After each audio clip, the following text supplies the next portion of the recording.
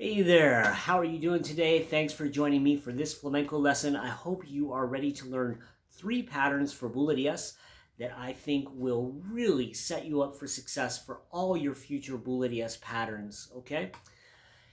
I want to let you know that this is a part of a series, so make sure that you have those other videos watched, and that will help prepare you for what we're doing here today.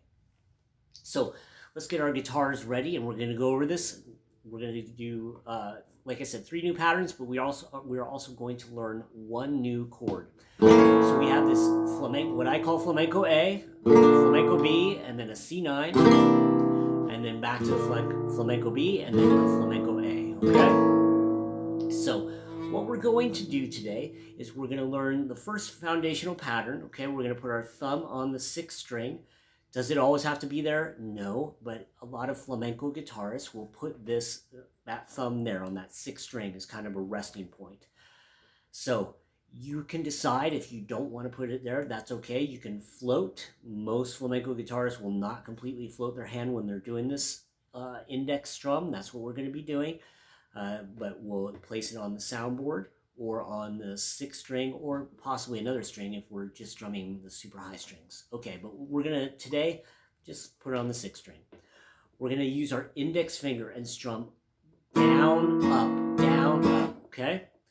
As you might know, bulerías we're going to say is a 12-beat compás. We need to say that because a lot of bulerías defaults to that 12-beat cycle, and so as a beginner flamenco guitarist, you need to have the understanding of that 12-beat cycle, okay? So let's do that. We're going to kind of review. This is something that has been done in other lessons. We'll kind of go, we're going to do that A on 12. So that's another thing that's talked about in other lessons. It's a 12-beat cycle, and we're going to start on 12. Can we start in other places? Yes, but we're going to start on 12, okay? So we're going to go 12, 1, 2, 3, 4. So the B flat on 3, 4, 5, 6. On 6, we're going to do the C9, 7, 8, back on the B flat, 9, 10 on the flamenco A, okay? So those are the chord changes and the beats that they fall on. Let's do that one more time. 12, 1, 2, 3, 4, 5, 6, 7, 8, 9, 10, 11, 12, 1, 2, 3, 4, 5, 6, 7, 8, 9, 10, 11, 12. All right. That has already been talked about in other lessons. Again, so now we're going to go to rhythm, what I consider rhythm number 1 of this lesson. We're going to do a consistent down up with our index finger. We're going to go 12 and 1 and 2 and 3 and 4, 5, 6, 7, 8, 9, 10, 11, 12. All right? So it's just a constant down up of the index finger, okay?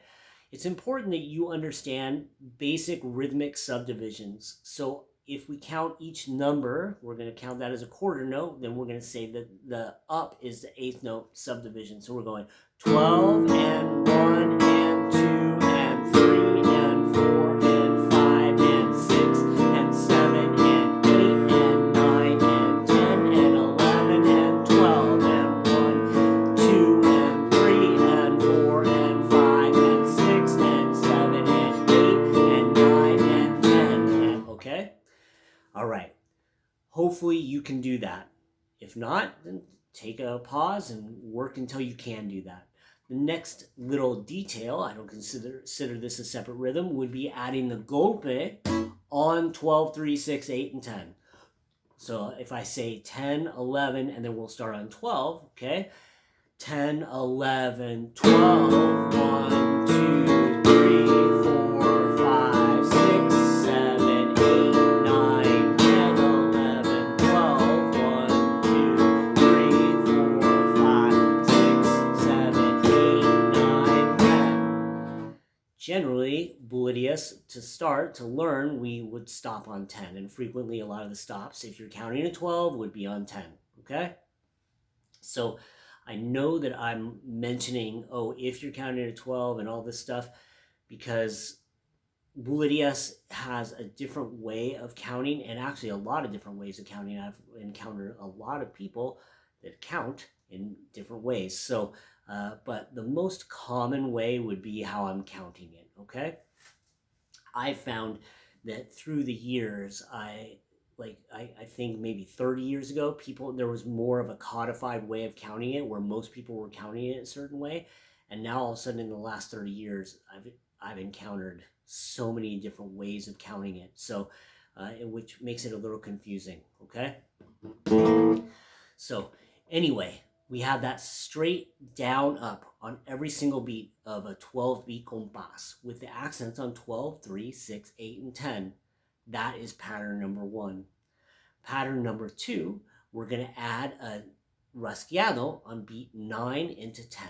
So we're going to do the same thing, and we're going to do a Rasgueado.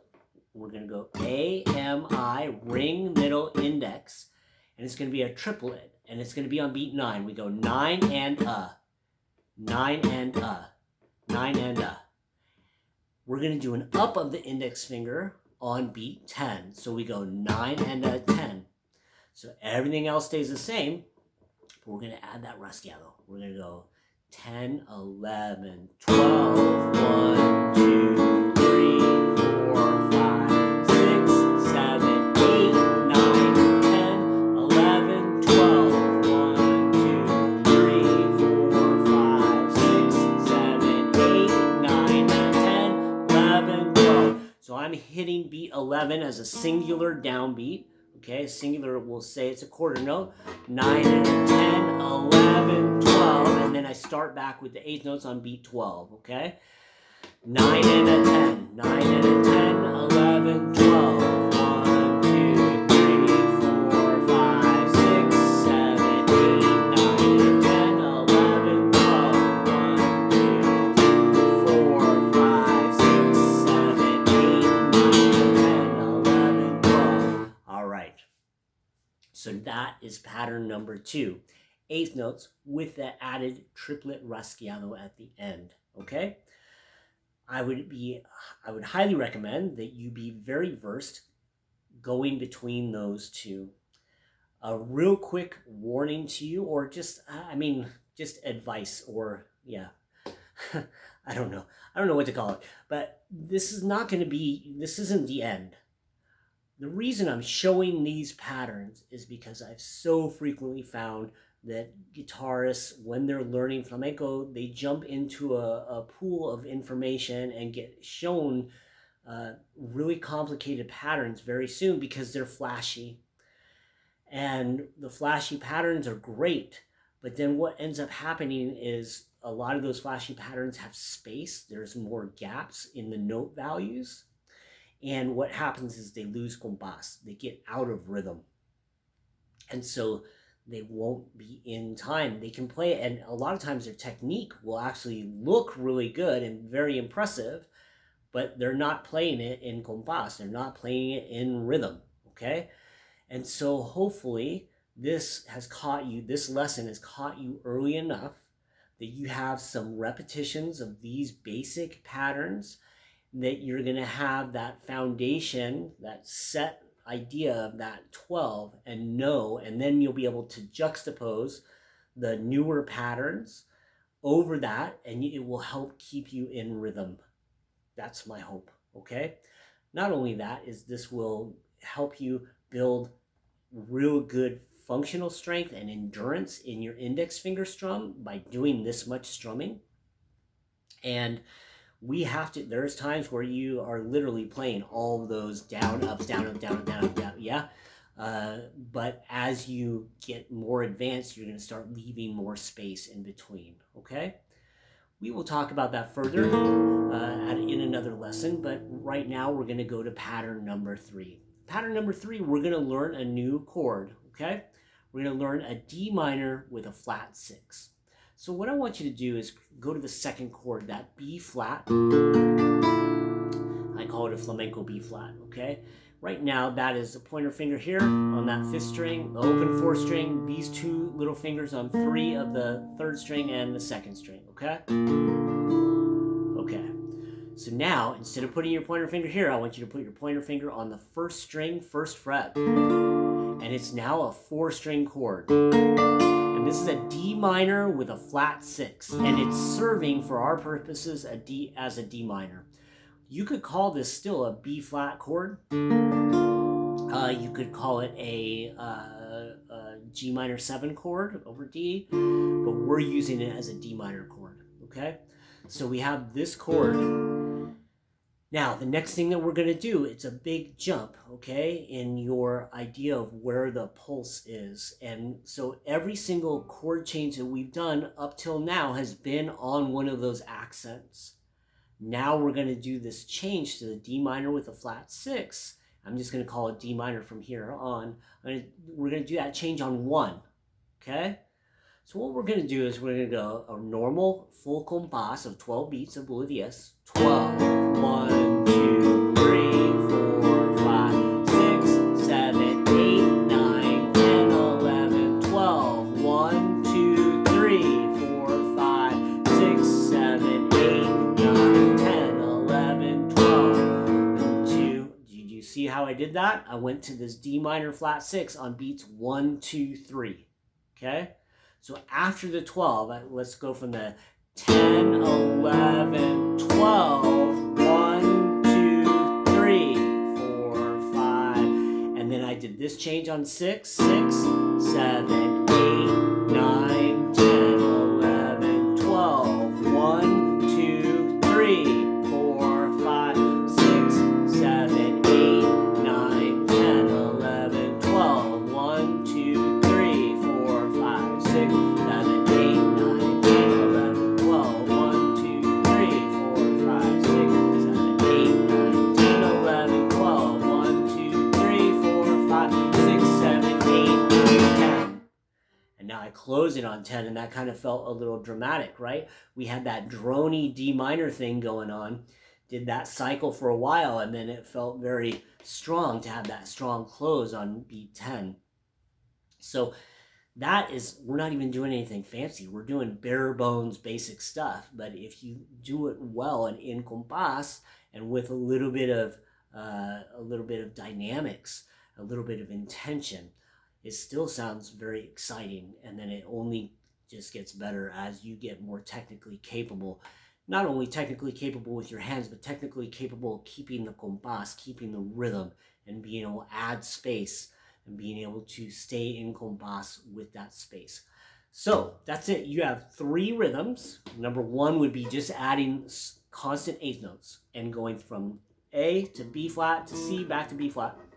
Let's do that. 10, 11, 12, 1, 2, 3, 4, 5, 6, 7, 8, 9, 10, 11, 12, 2, 3, 4, 5, 6, 7, 8, 9, 10. That is number 2, is adding that Rasgueado on 9 and a 10. 9 and a 10. So 12, 1, 2, 3, 4, 5, 6, 7, 8, 9, 10, 11, 12, 1, 2, 3, 4, 5, 6, 7, 8, 9, 10, 11, 12. Then the last thing that we did is adding this new chord of D minor with a flat 6. We're just going to call it D minor. Okay? And you could actually literally play a D minor if you want, legit D minor, okay? But it just sounds a little bit more flamenco to have that flat 6. Okay?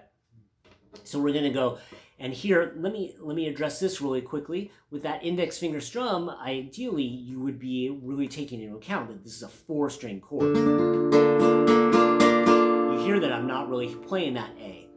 So you get some flamenco players that will switch their thumb to that 5th string. If it's a 4-string chord, they'll go their thumb on the 5th string rather. Okay. I just keep mine on the 6th string and just aim. Okay. And it's not that they're not aiming either. It's just that that's how I do it. Okay. That switch is again on 1, 2, 3. Okay. So we're gonna go. It's kind of an add-on. So you could start it that way. 1, 2, 3. Like you could start Bulerías. Even though we've been starting from 12, we can start from 1. 1, 2, 3, 4, 5, 6, 7, 8, 9, 10, 11, 12. 2, 3, 4, 5, 6, 7, 8, 9, 10, 11, 12. 1, 2, 3, 4, 6, 7, 8, 9, 10. have 3 different variations or 3 different bass compasses, and then you have this new chord, okay? Could we start this Bulerías or start the D minor on beat 12? We could. It's just so frequently, hopefully now you're going to listen to Bulerías and hear lots of phrases where this comes in after the 12, into the 3, okay?